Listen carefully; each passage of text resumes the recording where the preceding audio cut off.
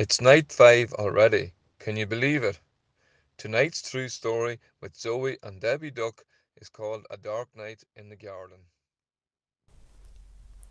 In last night's story, Jesus warned the disciples that soon he wouldn't be with them anymore, and that they would be sad. But what did he mean by this? Where was he going? Let's read the next story and find out. This one is called A Dark Night in the Garden, and it comes from Luke chapter 22, Mark chapter 14, and John chapter 18.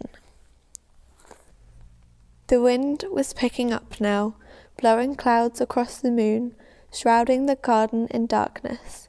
"Stay up with me," Jesus asked his friends. They said yes and waited under the olive trees, but they were tired and soon they fell asleep. Jesus walked ahead alone into the dark. He needed to talk to his heavenly Father. He knew it was time for him to die. They had planned it long ago, he and his Father. Jesus was going to take the punishment for all the wrong things anybody had ever done or ever would do. "Papa, Father," Jesus cried, and he fell to the ground. "Is there any other way to get your children back, to heal their hearts, to get rid of the poison?" But Jesus knew there was no other way. All the poison of sin was going to have to go into his own heart. God was going to pour into Jesus' heart all the sadness and brokenness in people's hearts. He was going to pour into Jesus' body all the sickness in people's bodies. God was going to have to blame his Son for everything that had gone wrong. It would crush Jesus. But there was something else, something even more horrible. When people ran away from God, they lost God. It was what happens when they ran away. Not being close to God was like a punishment. Jesus was going to take that punishment. Jesus knew what that meant.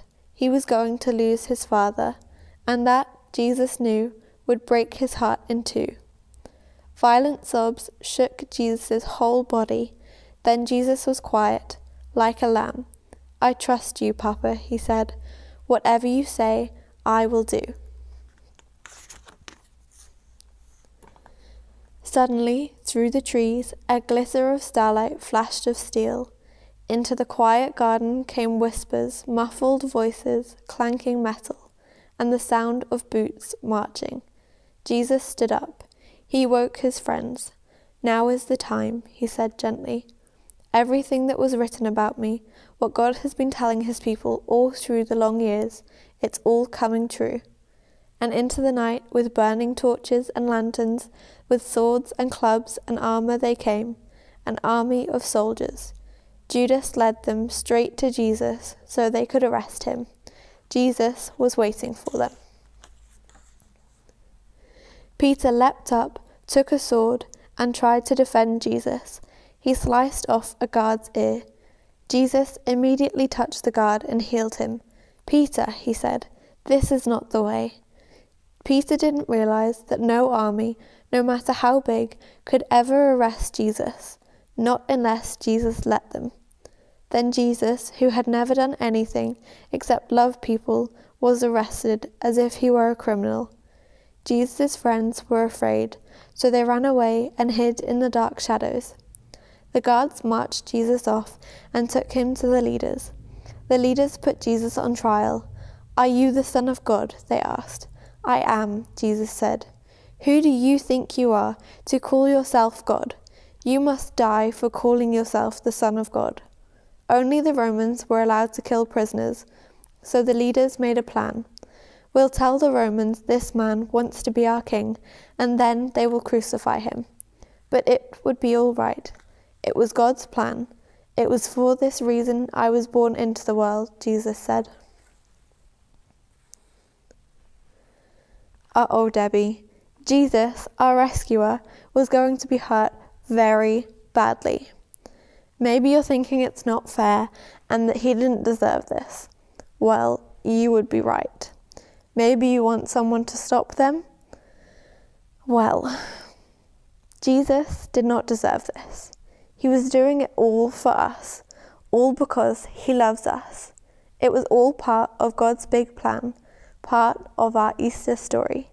Come back tomorrow and we'll find out what happens next. In the darkness we were waiting, without hope, without light, till from heaven you came running. There was mercy in your eyes, to fulfill the law and prophets. To a virgin came the word, from a throne of endless glory to a cradle in the dirt.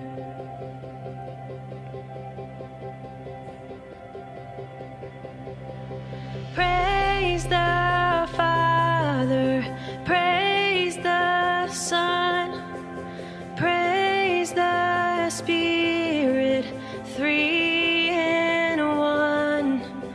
God of glory, majesty, praise forever to the King of Kings.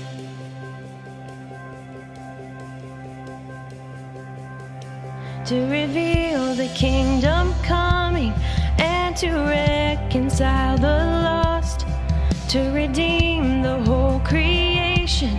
You did not despise the cross, for even in your suffering you saw to the other side, knowing this was our salvation. Jesus, for our sake you died.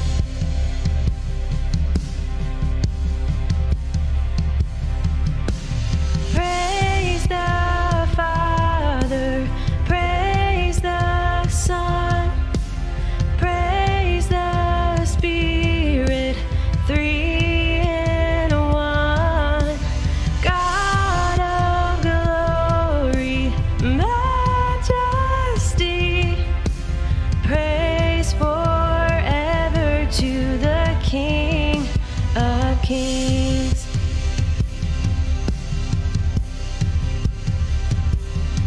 In the morning that you rose, all of heaven held its breath, till that stone was moved for good, for the Lamb had conquered death. And the dead rose from their tombs, and the angels stood in awe, for the souls of all who'd come to the Father are restored. And the church of Christ was born, then the Spirit lit the flame.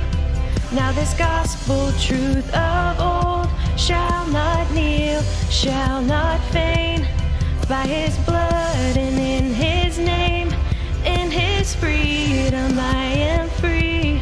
For the love of Jesus Christ, who has resurrected me.